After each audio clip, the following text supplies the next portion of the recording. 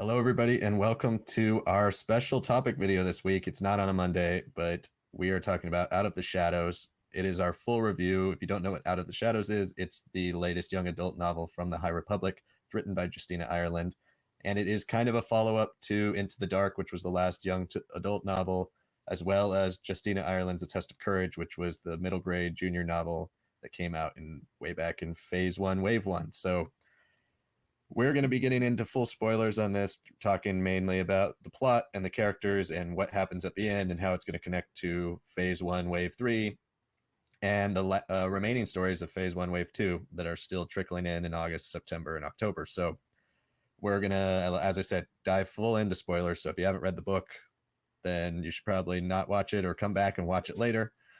If you don't want to read the book and you're just kind of skipping it and you want to hear our thoughts so you can kind of know what happens and stay on this story, then you're in the right spot. Or if you read the book and you want to talk about it and you want to hear people's opinions, then this is the place for you. If you have read the book or have any questions about anything, put a comment down below. We always respond to everything. We like to interact with you guys, and we want to hear what your thoughts are on this book, as well as hear how or what you think of what we say and things you agree with, things you disagree with, and we'll definitely respond to you and keep that conversation going down in the comments. If you haven't subscribed to our channel, subscribe to our channel, hit the notification bell so you can get the latest updates from any Star Wars Lads videos that come out every week. As we've said before, we release videos 4 times a week: Monday, Wednesday, Friday, Saturday usually. This one is special because we were trying to finish the book and we don't get review copies early, so we were saving this for just whenever we got this done. So we got it done today, and we're going to put it up for you guys to enjoy. So also hit that like button. It really helps us out with the YouTube algorithm and gets us seen by more people so we can talk Star Wars with a lot more of you. So all that stuff out of the way, let's start with our general thoughts on this book. Just our kind of initial impressions. We just finished reading. I finished last night, and I like this book quite a bit. I think it's a really good book. I would say I think it is my least favorite of the 4 between A Light of the Jedi, Into the Dark, and Rising Storm. I think this is my least favorite of the 4, but I mean, that's really high competition. All those 3 are some of the best Star Wars books we've ever gotten. I think this is a really good Star Wars book and definitely upper tier, but not maybe quite at the level of those. And I think for me, for the most part, that comes from pacing. I thought it was a little slow in the first half of the book. There's a lot of really great character stuff, and we're going to talk about some of the characters here soon. There's Vernestra Rowe has become one of the best characters in this whole thing, and she was really good in A Test of Courage, and we've seen her sprinkled out, whether it's in the High Republic comic or in The Rising Storm that just came out. We've gotten pieces of her story, but this is really a full-on Vernestra book, and they do a great job with her. They do a great job with Emery. The character stuff is great. The interactions and the dialogues they have with different characters, especially our new character Silvestri, they just all see the galaxy in different ways. And I think it's similar to Into the Dark, how we really break down what it means to be a young Jedi and what it means to have your emotions and have your feelings and try to put all that in check and be a good member of the Order, as well as how you see your role in the galaxy as protecting somebody. I think they do a good job of that. But it was hard for me to get into this book a little bit in the first half. There's a lot of information thrown at you, and there's a lot of plots that just kind of seem like it seems like an epilogue for The Rising Storm, which I really like that they're so connected, because Into the Dark is a bit less, or it's a bit more disconnected from Light of the Jedi than I thought when I was going to read it, or when I was reading it. But this is definitely an epilogue to The Rising Storm. Takes place completely after the storm, the Rising Storm. It's a nice epilogue. I think I would have appreciated it a bit more as an epilogue if we got it maybe 2 weeks after The Rising Storm or a week after The Rising Storm. If this was like the next thing we read right after, but since it's been over a month since I've read The Rising Storm, it was kind of like I wanted to move on to the next thing. And the first half of this book for me kind of was just like fallout from that and what's happening with the galaxy there and how we're trying to rounding it out. So for me, that was probably the weakest part of it for me. But the second half definitely picks up. There's a lot of interesting developments, and we'll talk about the ending and how it connects to the future of this at the end of this show. But I'll let Sanak go on his general thoughts about this book and what he liked and didn't like so far. Yeah, this is a bit more of like a challenging book to like pin into the greater narrative. Like, yes, obviously in the timeline, it is after Out of the Shadows. Not sorry, Out of the Shadows is after the Rising Storm. Um, but like Liam said, it is really a continuation of a lot of things from Into the Dark and to some degree Light of the Jedi. But that's just Light of the Jedi as the threads throughout the whole thing.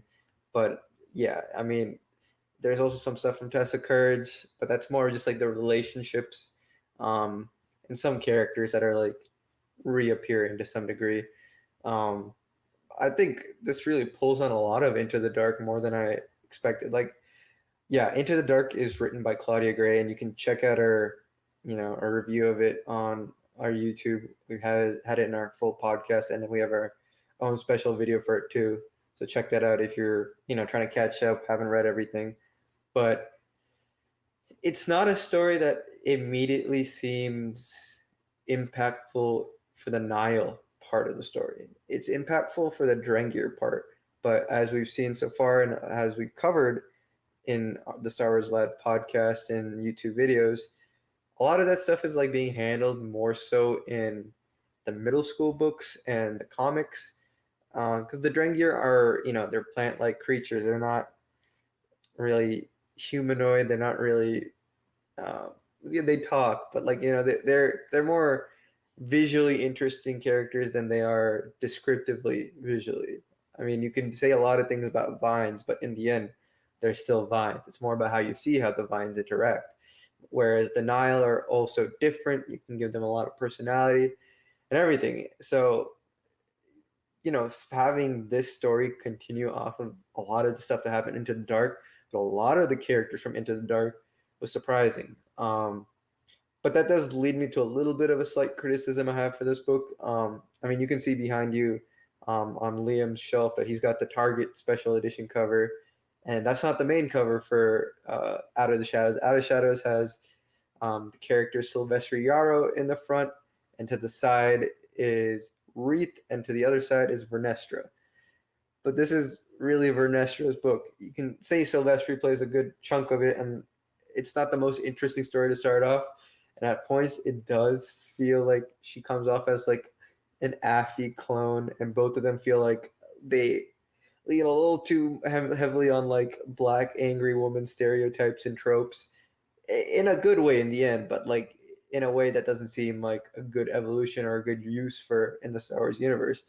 But Silvestri does round out as a character, and a lot of it stuff with her character and the people she's connected to really does drive the story, and it makes her a lot more valuable and dramatic instead of just a funny character that's sometimes angry, that's just wants to have her own life. Um, and interestingly enough, we've seen the Bind Guild transporting a lot of Jedi and a lot of different people throughout the galaxy throughout Phase One. So even though it's now technically defunct after both the Great Disaster, the indentured servant stuff that they saw in Into the Dark and everything, it's strange that like we've seen people from that are related to that organization. So it's not really criticism, but more of like, okay, this is just a very interesting but boring plot line that they brought back to some degree. Um, but as after you get through all that early mess and all the early work that they do with connecting stuff to Into the Dark, connecting stuff to Test of Courage, the story does really shine in the second half. It is fun. The pace reminds me a lot of Into the Dark second half, and I really liked Into the Dark as a whole. But Into the Dark had that whole mystery in that first half that really let it grow. Whereas there's not really much mystery in Out of the Shadows. We know what has just happened in the Rising Storm just a few months before. It's more of a team up mission instead of, and it's less Endgame, Avengers Endgame, and more like this is the Marvel's Defenders. Like we're coming here to clean up a little thing. It's not as big, but it's growing to some degree. And I think you can look at this story as like a forced connection of a lot of different characters. Like Wreath is with Vernestra, and that's how Comac is in there. That's how the Buying Guild is kind of connected to the story. Oh, look, the Star Wars. There's a lot of different connective tissue. There's the Santecas are back too, right? So it's like a lot of things that are connected that seems a little too forced, but the second half is again where it shines because this is in truth a political story. It's not like okay, we're in the Senate, we're debating stuff. It's not anything like the prequel movies, but it is more about like how does business function in this galaxy? How do people return to a sense of normalcy, which is very much in parallel to our world right now, when things are still not so great in some parts. There's some things to be scared about, places you can't go, right? It's very much reminiscent of things that we're experiencing in this COVID pandemic right now. So I'm appreciative of that, and I like how they smartly use that without making it seem like an overwhelming disease. It's more just this is a situation that parallels a lot of things, and the relationships of these characters and just the emotional growth that they're all going through is great. I mean, it's fun, it's interesting, and it is what drives the story because this character feels this way. That's how they interact with another character because the character didn't understand this, that's what makes their later realization keep the story churning. And by the end, I mean, we get to the action. Any good Star Wars book, comic, movie has action at the end of its story, and the action is fun. And I'm not a huge fan of Star Wars super weapons, but this was a good one. I will say I enjoyed how it's been built up, and I think that's because of all the heavy lifting from all the different books and the character relationships came to really make it good, surprising, and add a few extra things that I didn't expect. Yeah, I like that thread that you kind of pulled on with Into the Dark about how the beginning of that book had such an interesting mystery about what's going on and why the Jedi are feeling the way they're feeling when they're on the Amaxian station, the dark side, the Sith statues that they find. There's a lot of intrigue about that, and it just kept me turning the pages and guessing. And I think with this, there's no real like plot to the first 150 200 pages to this. It's just like Vernestra is going back to the Jedi Temple because she's called there by her master. And they run into Wreath and Comac, who are also on their way back there. And then you have the other plot, which is Silvestri, who has lost her ship and is on Coruscant and trying to report a Nile attack and stuff like that. And then she gets pulled into the political stuff with the Graff family, which is from the Star Wars Adventures comics, Yeah. and they're really expanded upon in here and made equally as powerful and as prevalent in this High Republic universe as the Santecas. But yeah, it takes a long time for us to get to where what is the end game of this book. Like there's no, it's just kind of like characters existing in the High Republic, which for all intents and purposes is fine because we haven't gotten these characters yet during the whole uh, Republic Fair crisis, so we haven't seen what their thoughts really are, or what they're going through, and how they're reacting to this whole thing. But at the same time, it's kind of like, well, we just had this massive book a month ago, and it was so action packed and so exciting and so fluid, and then we kind of get this, which is I think more a victim of circumstance of following that, which is kind of like we're slowly going to build and give you some cool character moments, but not really tell you what's going on until about the very end of the book, like the last 150 pages. And then that's when the real plot kind of starts. And it is akin to, like you said, the end of Into the Dark when they go back to the station. But this is kind of like we don't know really much about Silvestri's mom, and then all of a sudden, midway through the book, it's like, yeah, your mom's. We're pretty sure your mom's alive, and then that's not really played for mystery because I think it's either the next chapter or the chapter after. We cut to Nan back with the Nile, who's with her mom, so it's like, yeah, she is alive. and we know that, where we're waiting to see Silvestri's reaction. I felt like a lot of the times they could have gone for more build and more intrigue to reveals. They kind of just reveal it right away, and you're just like, well, now we know that happens. So now, like, the only part we're waiting for is to see how the characters respond to these things. And I felt like they are solid, interactions between characters, and I think we should move on to that probably right now. But it I guess didn't feel as rewarding as whether we're like, is her mom alive? Is she not alive? Do we know? That gets revealed so early that, like, Yeah. when they meet, you're just kind of like, well, we've been reading about her mom for the last 100 pages, so it's kind of like we're aware of what she's like, we're aware of how she acts, we're aware of her deceptiveness and stuff like that. So I felt like for me, some of the reveals fell flat because they were just paced in a weird way. It was not a book built to keep you guessing. It was more of a book built to make you fall in love with characters, and that's very much, I would say, I don't know if it's a Justina Ireland way of writing. I've never really read any of her books besides these two Star Wars ones, but that is exactly how A Test of Courage is written. There's Yeah. no real, like, overarching plot in A Test of Courage. It's all character interactions and character moments, which I thought was great, and it's my favorite middle grade junior book that I've ever read for Star Wars. But that was also like a 250 page little tiny quick 3-hour read that you kept flipping the pages because it was fast moving, where it was like 3 of those to get to the final plot, which then is extremely important for this universe. And I think that's where Out of the Shadows makes that climb back for me, is the fact that there's a lot of significant stuff in here, and it's not just, we're Into the Dark, to me, I felt the least significant, because even though it did reveal the Drin gear, it kind of was just a reveal for the Drin gear, and it doesn't feel like much of what's happened in Into the Dark has carried forward with character, with plot, other than the fact that the Drin gear now exist.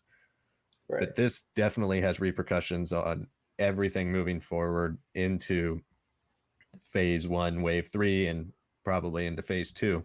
So, and the rest of this wave, as we get the Tempest Runner and all this stuff coming.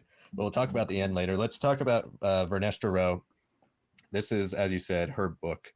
She is the main character, and it seems like in the way the High Republic format, the publishing initiative, is being written, a lot of these authors are attaching themselves to characters that they created, or at least were the first people to write.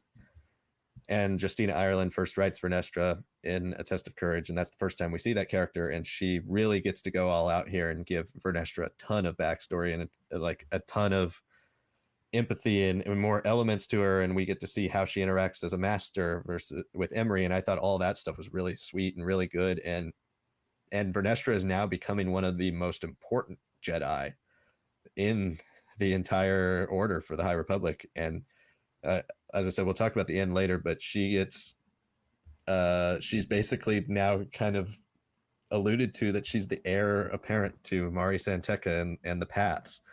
And so I really loved how this book elevates her to that next level. And it feels super rewarding for having read A Test of Courage and having read all this stuff. It continues to reinforce the idea that reading all of the High Republic really just makes it so much better, because it's not, A Test of Courage is now no longer just a fun story and a more emotionally relevant kid story than I thought it would be. It's now the starting point for a character that seems like she's going to have a huge role both in the rest of this phase and in probably phase 2, because she's so young. Even if they do a big time jump, she'll probably be a heavy part of phase 2. So I think that was, for me, my big takeaway was I loved everything with Vernestra and Emery. Silvestri, I did kind of feel like she was an Affy clone, not in personality, but in her role in this story. And it's a lot of kind of similar stuff, like Silvestri and her mom, and what's her mom doing? Her mom's kind of shady. Oh, she's still alive.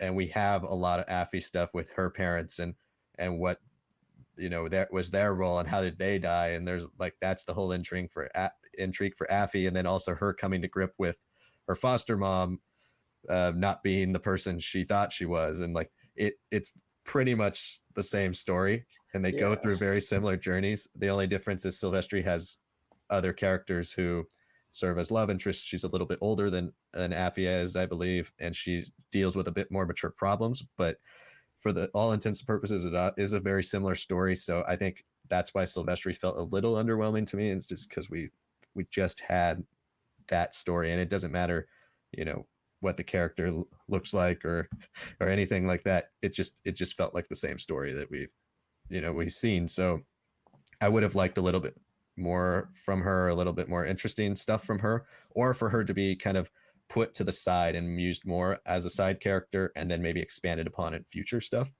But she's given almost equal amount of page time as Vernestra is, I would say. And I just felt like her story kind of felt not uninspired, like just kind of basic. Like it's here and it's here to help carry the plot. And because we've come up with this character who's her mom, who's going to be extremely important moving forward, and I think Silvestri will continue to get that expansion. We're kind of at the end of Into the Dark. Affy felt like, yeah, she's probably done. We don't really have much more story to tell with her. She'll pop up here and there, but she was a decent character for one book. Silvestri is definitely going to play a role in the future. So those would probably be my big takeaways on those. And as you said, Wreath and Comac as the two carryovers from Into the Dark are very much so sidelined. Wreath honestly doesn't even deserve to be on the front of the book because he's barely in this book, and he's a side character at best for most of this, and a lot of times he's just not even there.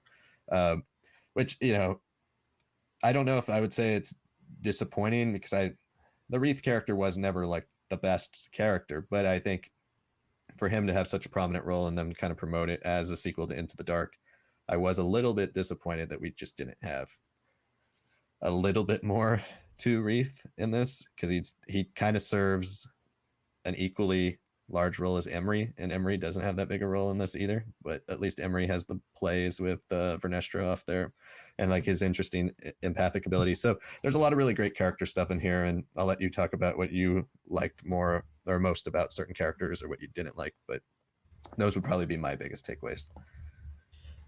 Right. I mean, when we talk about Into the Dark, I know for you, Light of the Jedi was your favorite book of Wave One.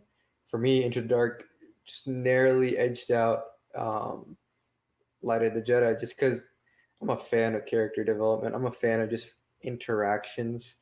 Um, and I think Justina Ireland is obviously a very huge fan of just interactions. Like when you read The Rising Storm, it is a great piece of work. It is the best of both plot and character interactions. Um, I mean, when you look at just how a character like Elzar Mann went from being like, okay, like we know that he's kind of like the Anakin of that era. He's a little bit more, does things his own way. He's a maverick. Oh, I guess he's close with Avar to like going to be like, all right, he's a full out playboy. He had a relationship with Avar. He's been tortured by these visions since the end of Light of Jedi, and he goes through so much channels of darkness, right? He's got this whole fling that says that, oh, we're done, and he's the one who ends up being heartbroken. He's got that strange empathic connection now with I'm always forgetting her name. The Jedi, the Oh, former Ty. Ty, Yeah. yeah, Ty York. He's got that strange connection meld that he. There's so much that's happened with him that makes him a wonderful character. And then still in Jesus, right? He was mentioned in Light of the Jedi, and then he became this whole big thing, way down by, just the fact that now he's on the council. He's kind of the poster boy, but he's also known as the former master of Ernesto Rowe. But now, did he push her a little too early to become a full-fledged knight? Like, there's these not quirks, but just these things about their personalities that in the Jedi Order, are their flaws. As people, that's just quirks and pieces of their personality. But because they're Jedi, because they have to be so much above and better, right? That's what made that character and characters like Elzar and all that super great for me in The Rising Storm. It felt like a combination of everything I loved of Into the Dark with just all character work and of all the stuff with plot with Light of Jedi, which has, you know, the responsibility of just kicking off this whole High Republic. So no way can you just like spend like 3 chapters be like, all right, let's talk about, you know, everything that's going through someone's mind. It's just not possible, right? The plot demands their time and not their thoughts. And Into the Out of the Shadows, you know, really picks up a lot of the things I like about Into the Dark, a lot of things I think the Rising Storm did well, and it does. It is a boring story to read.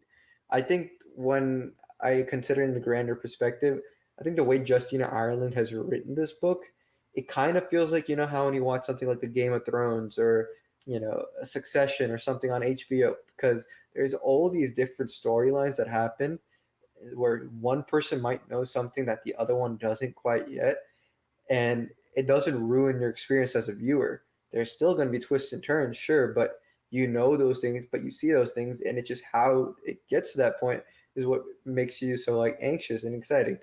And she does do a lot of that same like format in her writing style. It just so happens to be that her multiple storylines, there's kind of carried by the characters from their viewpoints. And the only one that's really fleshed out truly that's great is Vernestra. The decent one is Silvestri. There's occasional moments with Reed, right? And for a guy who's on the book cover, I expected more. The max he really does get from this is like, okay, Nan is back. What the hell? Like he's conflicted about like I wish, you know, none of that has ever happened. I'm more guarded and all this and that, but he wants her to feel redeemed. And then there's his whole thing with Vernestra where he's like, I have a little bit of jealousy, but I also have like a crush on her, and that's really all that happens with him. He's just a Jedi who's there on the journey. Comac is just a librarian that people hint at as being like, oh, he's good looking. All right, that's really all there is. All right. Stellan gets some work, but that's mostly because it is from Vernestra's point of view, her storyline.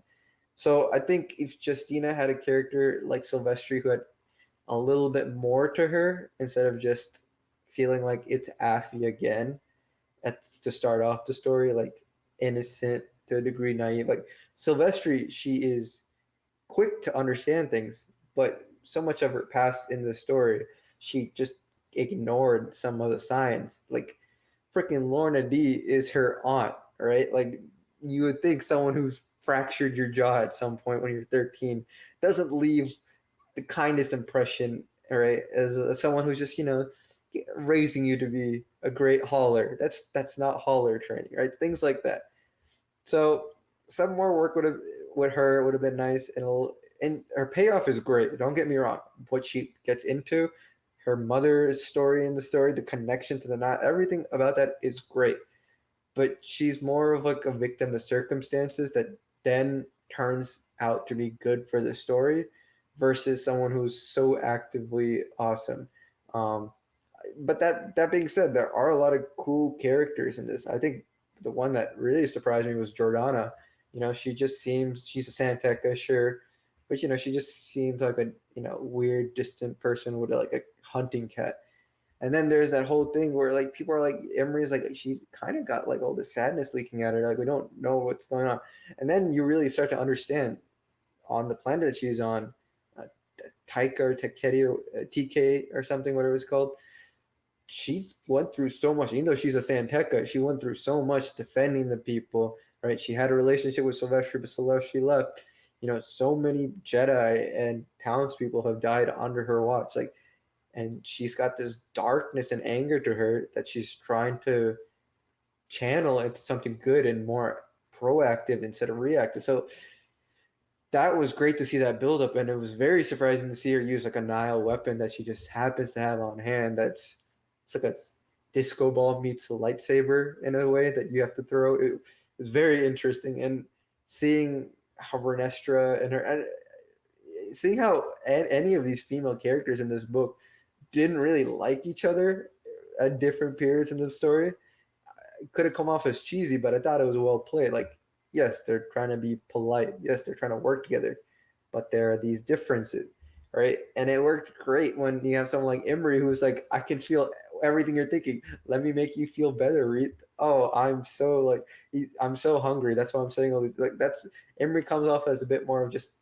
a dumb dude versus where these are more females who are trying to figure out what I can do while still trying to maintain some distance from each other because of broken relationships, because of different roles in their lives, because of hesitancies between each other. And I felt realistic.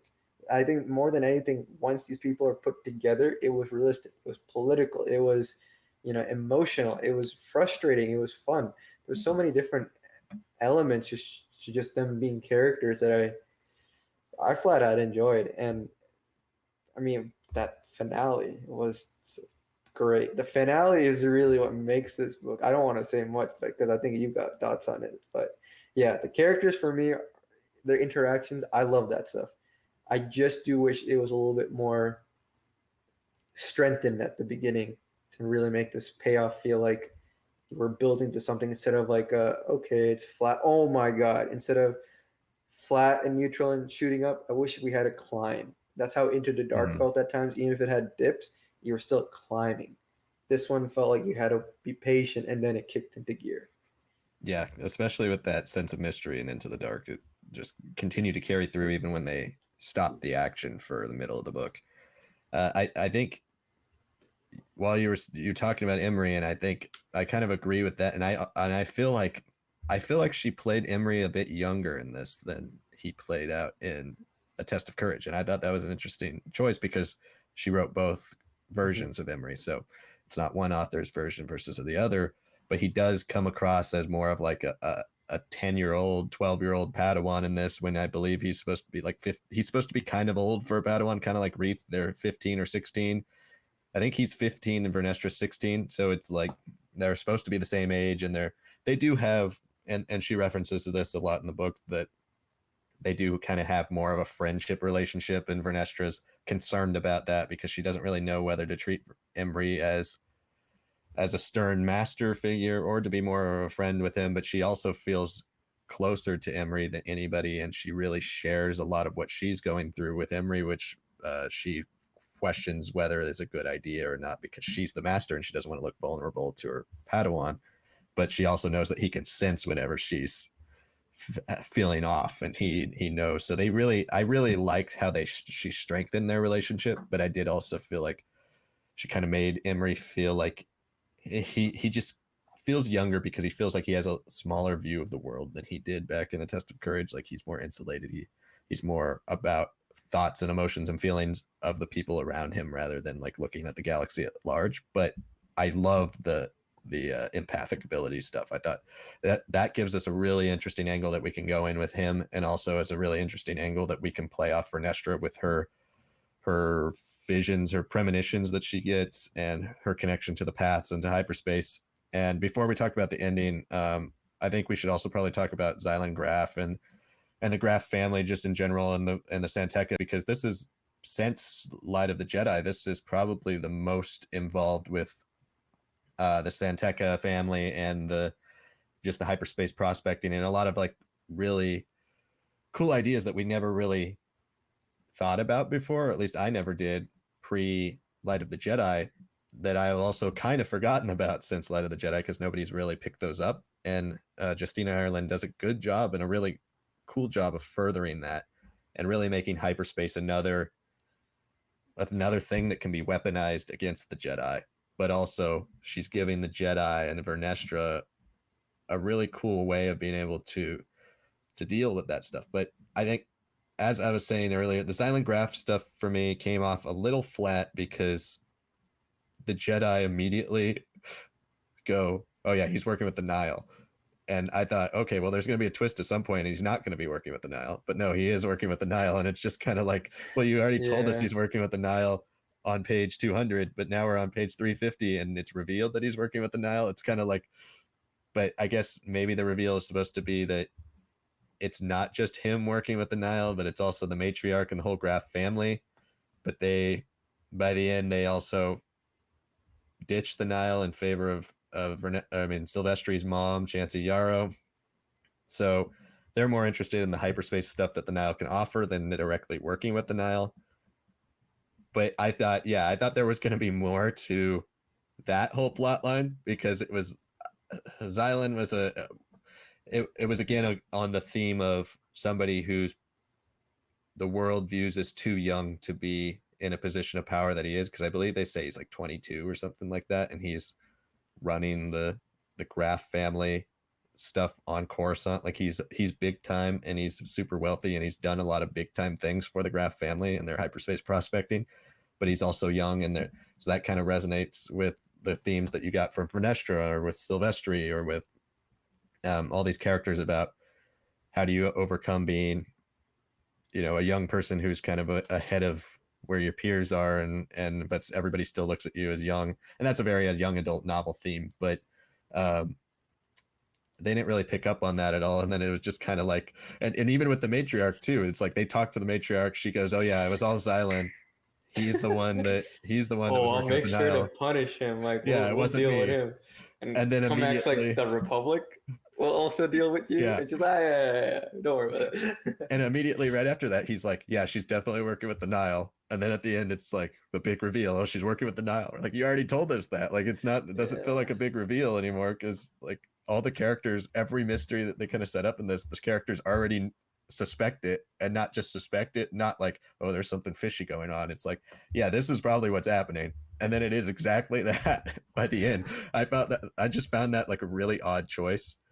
But yeah, again, back to the graphs and the Santecas, I did appreciate the attempts at doing this like whole like early, or I guess like early oil era, like early 1900s, late 1800s, a wealth race between these people of like prospecting and trying to Yeah. like just scope out these uninhabited areas of galaxy, trying to completely make a quick buck and become the next millionaire slash billionaire of that time. And I think that's a cool parallel, especially um, because we haven't seen that type of stuff in Star Wars yet, and it continues to build off that hyperspace stuff. And so it's again another thing for the overall narrative like of the High Republic that I feel like once we look back on this book in 5 months time, when we have the next wave of, or yeah, next wave of books,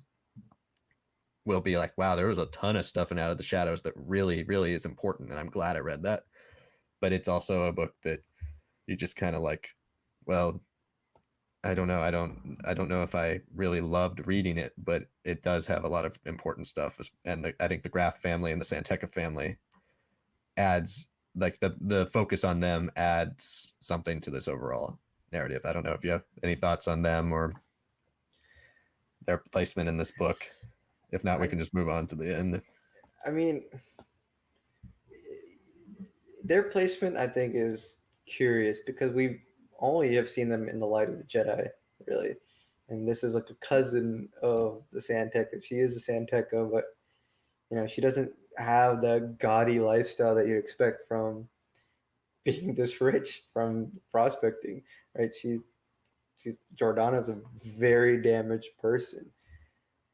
And I mean, I think I like that they're doing some stuff with the Graf family in Adventures. From what I've seen and read, they're like a family. They're very much a nuclear family that's kind, and they're just funny, and they're lighthearted. So I'm curious to see.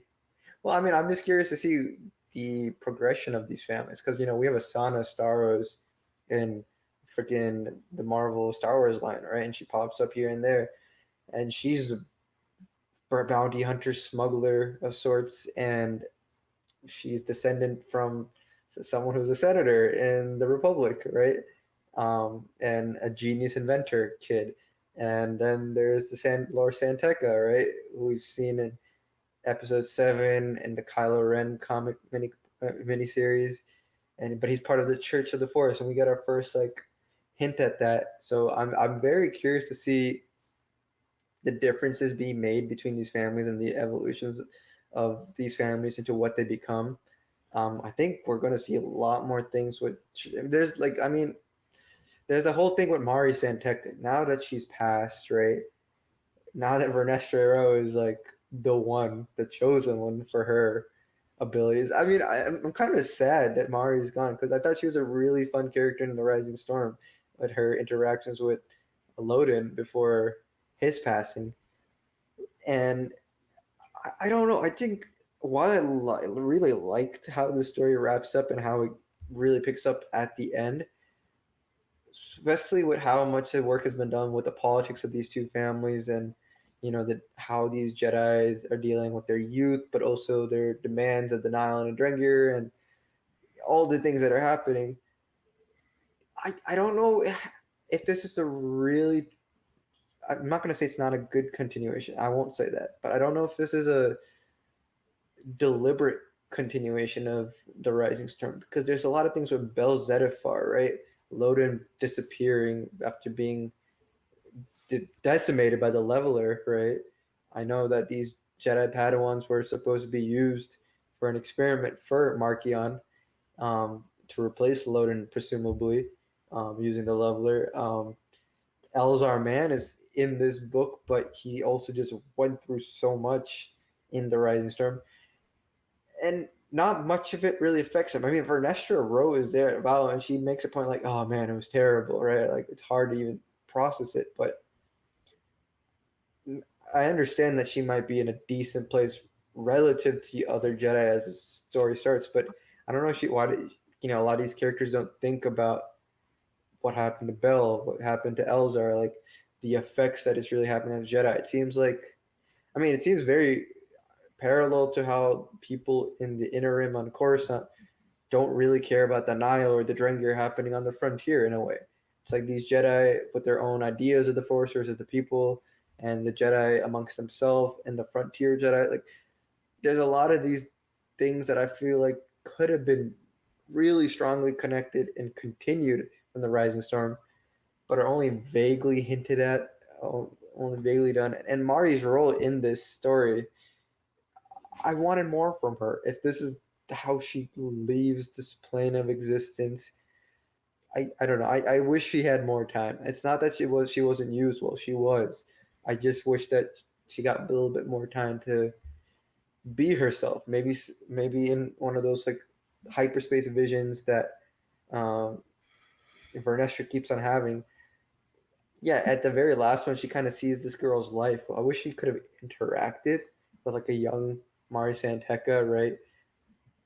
In almost like a sort of Arrival movie style way where the past, the younger girl knows the truth of the future of her life in a way, but she still continues with it because she knows eventually it'll be passed on. I don't know. I just think that Mari didn't have to die necessarily, and I like how her work, her spirit has continued on to Vernestra, giving her the path. Right, is very crucial setup to phase two by the looks of it. But I don't know if I don't know. I wish I just did a little bit more. And now with the whole thing with the Church of the Force kind of building up and stuff, I'm hoping that things with her still continue even if she's not a character anymore. So that's my hope. Yeah, and I'm glad you brought that up because Jordana, I believe, does reference the Church of the Force and all that type of stuff, and that was really cool. Yeah. That's the type of stuff that I would love to learn more about with the Santecas and see how that is related to what they do with the hyperspace lanes and the paths and yeah, I'm right there with you on Mari.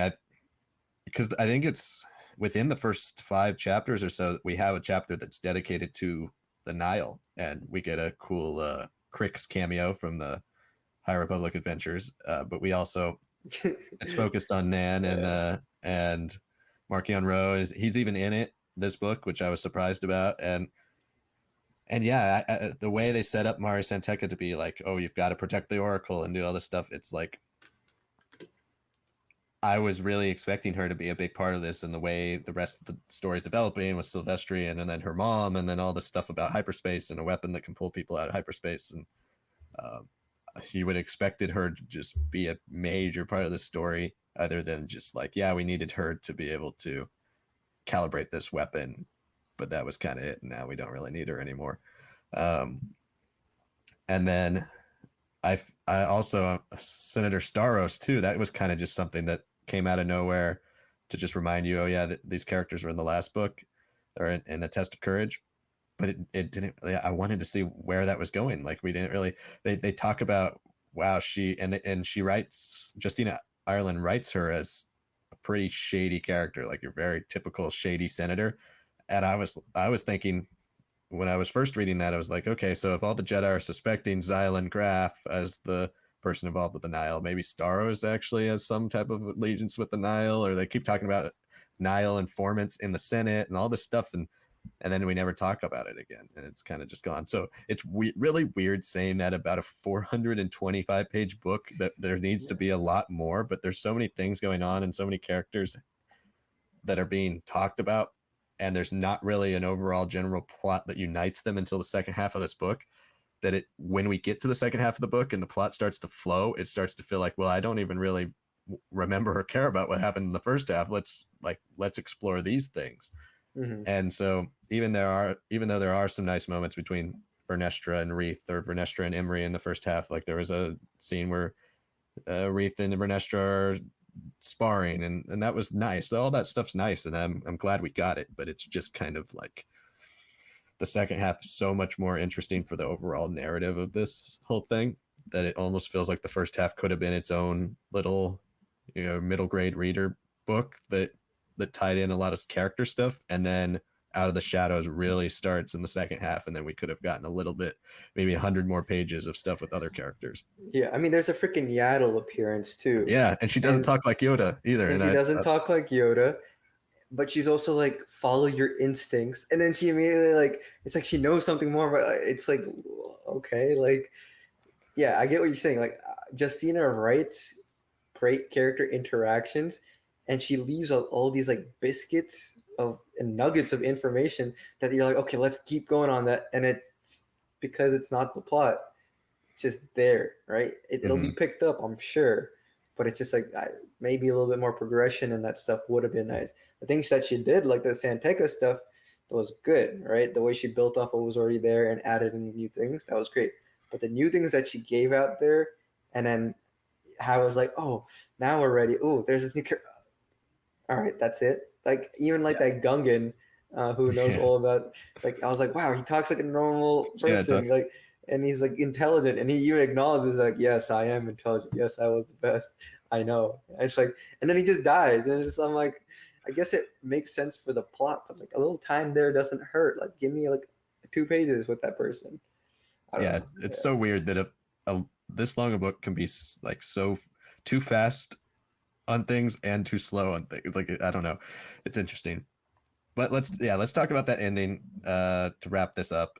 And so basically, at the end, it is revealed that Chancey Yarrow, who is Silvestri's mom, has built this weapon and basically used Mari Santeca to make sure it works, and and her mastery over the paths and hyperspace. And the very last chapter, I believe, or maybe it's the second to last chapter, is Nan, who's basically, they say you can't really go back to the Nile because you were in charge of protecting Mari Santeca, and she died. And so if you go back there, you're gonna get killed. So now she's stuck with Chancey Yarrow. They go to the Graf family, who is like, yeah, we'll pay for all your stuff, all your science and your research and all that, and we're gonna backstab the Nile, and you'll be basically in our employ as we try to become the dominant hyperspace prospectors in the galaxy and overtake the Santecas. And so that's the big finale for that plot. Then the finale for Vernestra and Emery, we've already kind of talked about it, is Mari in her last. Well, they kind of say she's already dead, but her spirit is kind of still floating around. So basically, her last, like, her way to rest in peace is for her to connect with Vernestra and give her the path, which is supposed to lead beyond all space and like hyper. It's like the point of the end of all things, kind of thing, almost like Loki. Um, Yeah. Yeah. and except not dealing with time, but yeah, so that Vernestra and Emery are going there, but it seems like they employ Jordana and Silvestri to take them there, which I find interesting because I feel like that would be like a much more secret thing for them to do than to just bring these people along. And then for Silvestri and Jordana, they Xylan Graf gives them a note, and he gives them his big fancy weaponized ship, and then gives them a note that says, go to Takodana and you'll find work there. You'll find somebody to employ you. And immediately it was like, oh, awesome, Maz Kanata reference. And then the next chapter, they're like, yeah, it's Maz Kanata, and they start talking about Maz, just in case you didn't get that the first time. But it is cool. I said it in my Star Wars tier list that I did for all the 150 plus characters. If you haven't seen that, go check it out. I said we need to see Maz in the High Republic because I think Han Solo in Episode 7 says she's been running this place for 1,000 years, so she's over 1,000 years old, and so she needs to be in this timeline, especially if we're dealing with pirates and this type of stuff.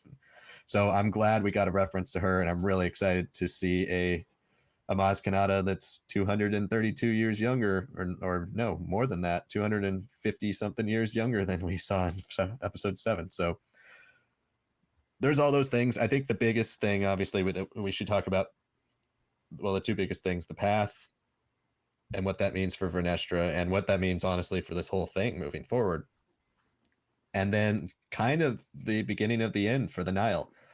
Because the other thing that happens, too, is they basically blame the whole thing on Lorna D and make her look like she's even though she's not even really in this book much, she gets blamed as the figurehead. She gets blamed as the eye, basically, of the Nile, and the Republic and the Jedi are going after her, and that's going to transition. If you didn't know this was happening, we're getting an audio drama that's coming out on August 31st by Kevin Scott that is called Tempest Runner, and that's going to be all about Lorna D, and she's going to be arrested by the Republic, and we're going to see what happens there.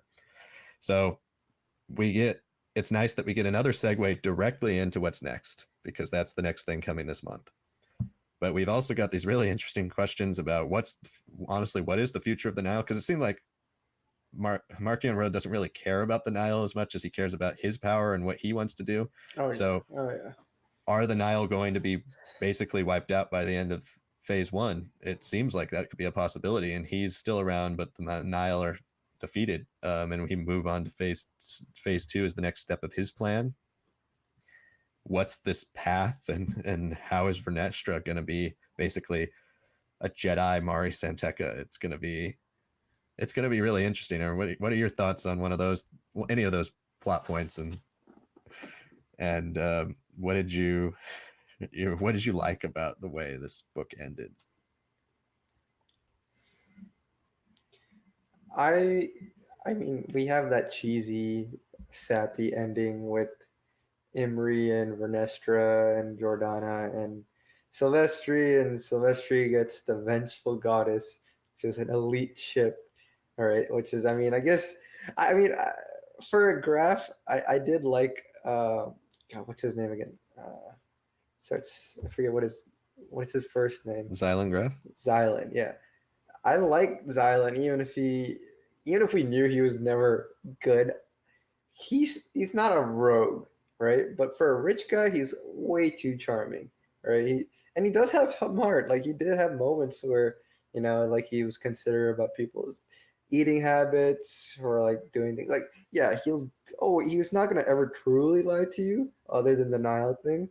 But everything else, like he's a guy who just knew that he was wealthy, but still there's that little bit of gap between treating people just with respect versus throwing in all your luxuries on them and all that. So having him give the Vengeful Goddess was like a nice touch to his character. It's like, oh, come on, man. I didn't want to really like you, but you've gotten enough good charm on your way. And I think he's a character who could appear in some supporting role once more.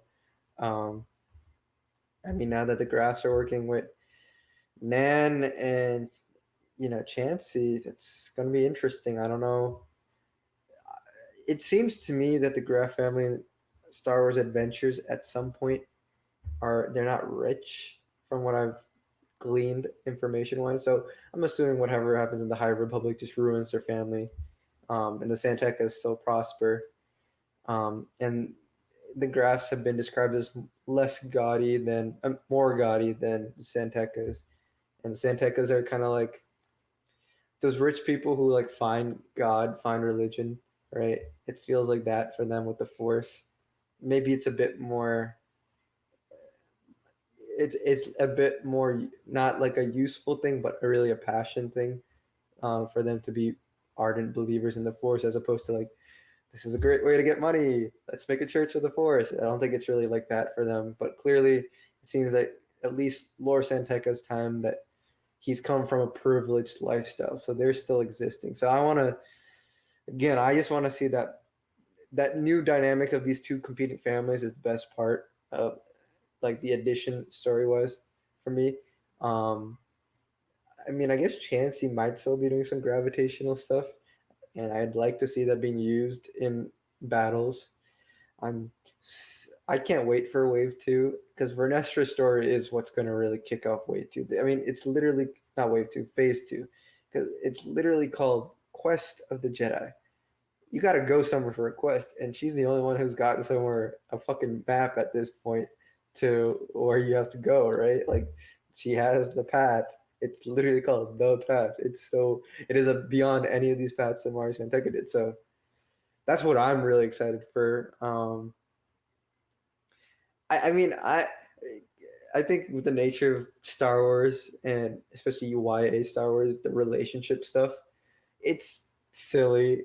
But like, at the ending where Reed says like bye to Vernestra, right? It's like she's like she catches him flushing and I'm just like, like this is definitely set up. Like you can't keep on reminding me like that this is happening. So I'm excited just to see how these relationships happen because I think at a certain point, well, yes, it's like, all right, you're just putting these Jedi together instead of like really working them through their emotions. You also have to consider that in this grand scheme of phase one of Light of the Jedi, that young and old has gone, all these Jedi have gone through so much in such a short period of time. And so many people have been forced to do things that they probably weren't expected to do, right? It's not all that war like the Clone Wars yet, but we saw how a 14-year-old Ahsoka grew up so quickly, right? And she didn't have time for relationships. There weren't as many Jedi by the prequel era, but all these Jedi know each other. All these Jedi are going through so much. They can't really rely on other people for things. Comac Vitus is one of his most impactful lines in Into the Dark is in the end of his flashbacks when he sees um, the the queen consort and holding like the dead body of the monarch from the other planet, openly grieving. He was like, "I wish I could do that publicly, right? Instead of stamping it down." So I think all these things with like the fun relationship things, but also like the more darker, heavier emotions.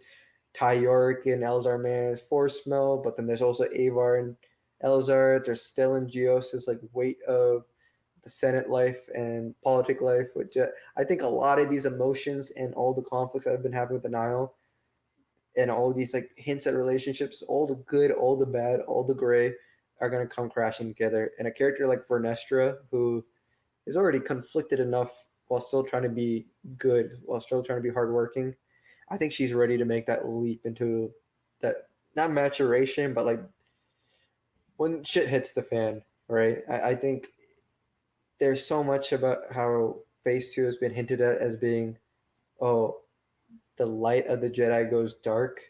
I'm expecting if this stuff hasn't been dark enough for them, I'm expecting everything about their relationships with each other, their place in the galaxy, and everything just to crash all at once. Yeah, that would be a way to end phase one for sure. It would be just it would be interesting to see the Jedi completely devastated. And I think that seems to be the way we're going, especially with what Marky and Rose doing and the Dringir threat. We don't really know how that's going to wrap up. And again, So what is the quest of the Jedi? What does that mean, right? Like, are they yeah, going somewhere all together? Are they on the path now that we know about it from Out of Shadows? Who knows? yeah. The Yeah, the path is easily the thing that's most interesting to me, yeah, and I don't even really know what to speculate on it. Like I don't. It's something very new yeah, for us, and yeah. at least in Star Wars canon. this place that's like does it lead to some place that's super special or powerful with the Force, or is it something that Mari has kind of created with the hyperspace roots or something Yeah. like that. I mean, I think it's going to be heavily tied to hyperspace and the way to weaponize it for the Jedi and how to use it for good versus the way her family and the Nile seem to be wanting to use it. I think for me that's easily the most interesting thread, and I'm also very excited to see Maz Kanata. But um, I guess the Graf family thread and Chancey Yarrow, that was a thread we're kind of expecting the whole book. So I guess when that ends, you're just kind of like, okay, I'm ready to see what happens there. But it's not kind of this like big reveal like the Path or like Maz. So those are the things for me, and I think that's a good way to probably wrap up our review. And so thank you guys so much for watching this. This was our full spoiler review of Out of the Shadows, Justina Ireland's new book. So we appreciate you guys watching. Please, like I said at the beginning, click that like button, comment below, let us know what you thought of Out of the Shadows. If you agree or disagree with anything we said here, if you have your own thoughts on maybe the ending or certain characters or whatever, anything about the book, let us know, or anything about the next Tempest Runner, anything coming out from the High Republic in the next 6 months when we start to wrap up this first phase of the High Republic. It'll be a year-long journey by the time it's over. So it's been a really exciting and fun to follow this whole thing. So let us know what you think, and then always subscribe to our channel if you haven't already. Hit the notification bell so you know when new Star Wars Lads videos come out. We release them 4 days a week. Monday, special topic. Wednesday is comic reviews. Friday is right now the Bad Batch, but it's our main Star Wars Lads show. And then Saturday are the segments of discussions we talk about in the Star Wars Lads show, mainly focused on the Bad Batch as we get into the last 2 episodes. And so tomorrow we'll be talking about the end of the Bad Batch and episode 15 and speculating towards what's going to happen in the finale. So stay tuned for that. If you are an audio listener, you can check out our main Star Wars Lads show on audio, Apple Podcasts, Spotify, or Anchor. You can check them out on all of those platforms. Subscribe to those feeds so you can keep continuing to get our stuff on audio if you like to listen there. If you have social media, follow us on Instagram, Facebook, or TikTok at Star Wars Lads. And that is going to be it for this special topic episode that is a little delayed, but we hope you guys enjoyed it and had fun listening to us discuss Out of the Shadows and have fun discussing with us, because we really want to know your thoughts and we always respond to comments. So let us know down below. But as always, thank you so much for watching. Come back tomorrow for our Bad Batch episode 15 review and 16 speculation. It'll be hopefully a great episode to talk about, and we'll see you all next week. Thanks.